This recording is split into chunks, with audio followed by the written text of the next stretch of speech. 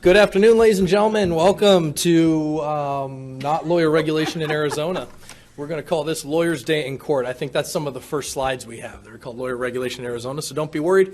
You are in the right room. And if you are at home watching on the web, you are in the right home. So don't worry about it at all. Glad to have you all with us today. It's a pleasure to see you all, and for those of you on the internet, it's also a pleasure to not be able to see you, but know you're there watching us. My name is Steve Little. I'm Senior Bar Counsel here at the State Bar of Arizona. Happy to put on this program for you. I'm going to be introducing you to all these fine folks that have joined us here today. Tell you, with myself excluded, who's who of the disciplinary system here. I'm already standing up here and I'm very vain.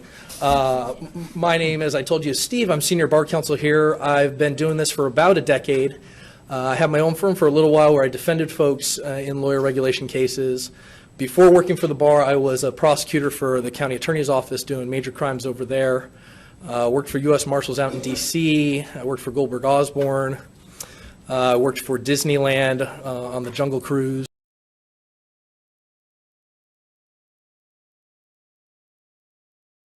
To my left and your right, I have Judge William O'Neil. Judge O'Neil is the presiding disciplinary judge of the Supreme Court here in Arizona. So he is the judge that oversees lawyer regulation and discipline cases once they get to a formal stage. He is in charge of, not only does he oversee the litigation, but then he's also the head of the panels that hear the trials and render decisions in the cases. So as you can imagine, he is the only judge that does that. He's a very busy guy. We're very blessed to have him with us here today. Before being the PDJ, we call it the presiding disciplinary judge, he was a Superior Court judge for 20 years.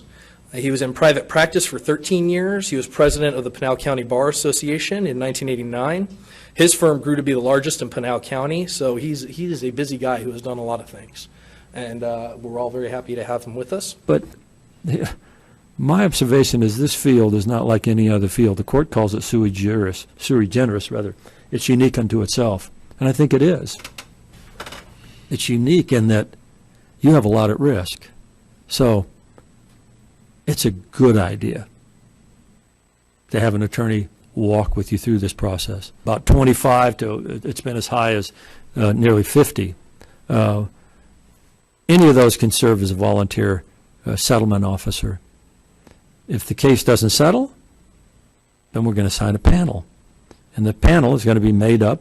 The disciplinary clerk chooses whoever she wants off that list. She's going to pick an attorney member, pick a public member, and then there's going to be me.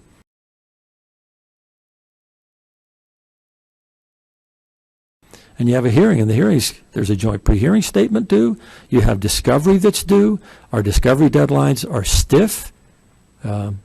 Candidly, you need to be prepared to move because 150 days, that case is going to be done. We on average, complete our cases under 90 days. Now, part of that's because there's plea agreements and things that come in place. But it is a system that moves. You may have had discussions with the bar about a reprimand.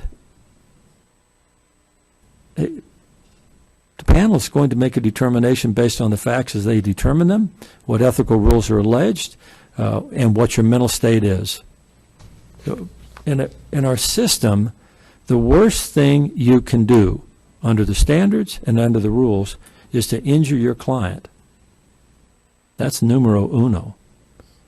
And to do it intentionally, that's a disbarment.